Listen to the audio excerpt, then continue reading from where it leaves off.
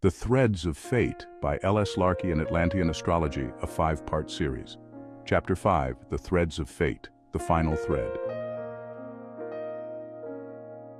The boy descended the grand staircase, each step feeling like it was carrying him not just through the castle, but through time itself. The whispers that had once guided him now seemed distant, barely audible over the steady rhythm of his heartbeat. As he ventured deeper into the heart of the castle, the air grew colder, and the stone walls pressed in, thick with the weight of untold secrets.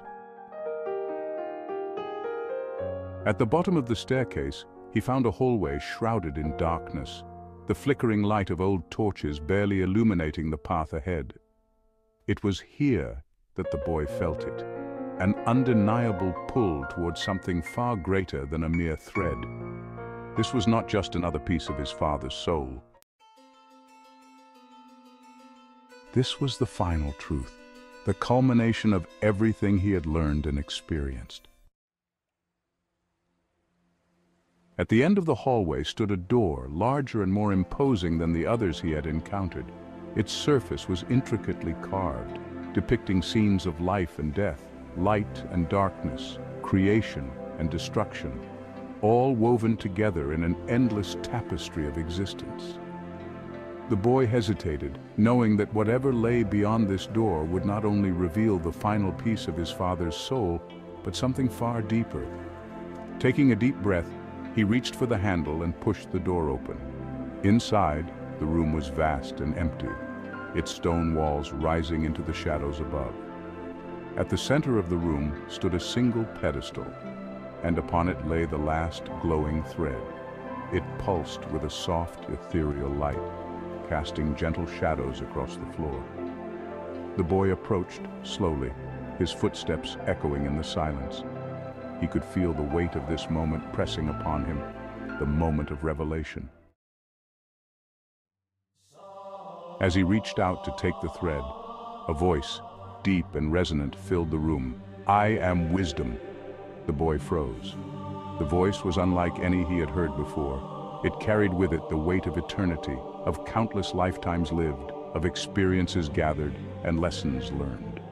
This was not just the voice of his father, it was the voice of something far greater.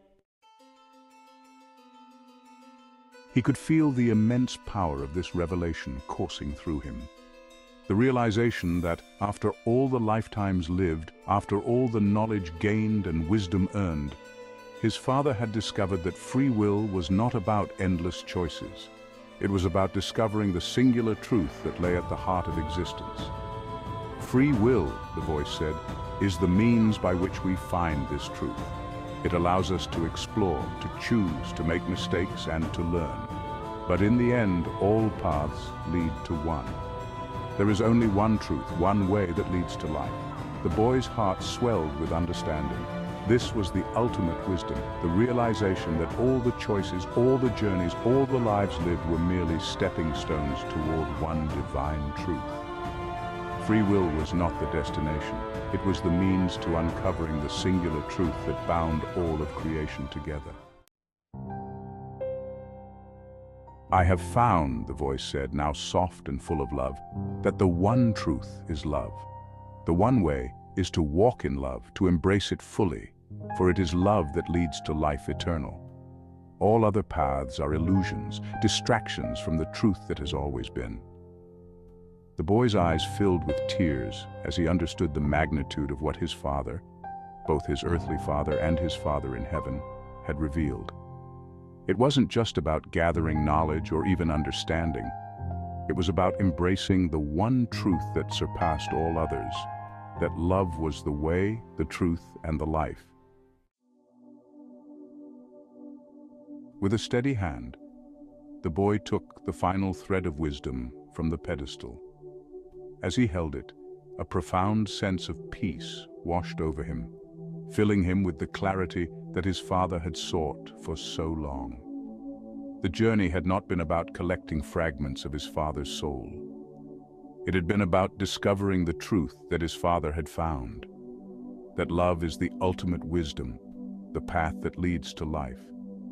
The room seemed to shift around him, the light growing brighter, the air warmer. He could feel the presence of his father more strongly now, not as a distant memory, but as a living, breathing part of him. His father had not been lost. He had been guiding the boy all along, leading him to this moment of revelation. "There is only one way," the voice said gently, "and that way is love." The boy slipped the final thread into his pocket, alongside the others. He could feel the weight of it settle within him, not as a burden, but as a gift that would guide him for the rest of his life. The storm that had been gathering throughout his journey had passed, and with it, the boy knew that his father's soul, both earthly and divine, had been restored.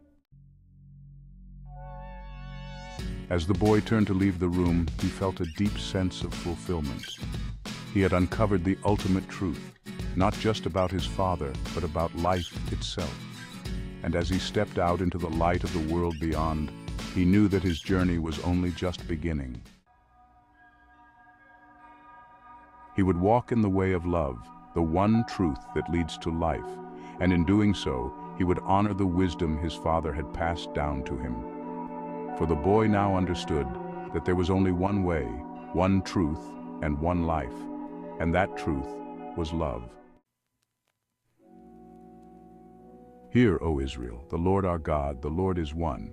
You shall love the Lord your God with all your heart, with all your soul, and with all your strength." Deuteronomy 6:4-5.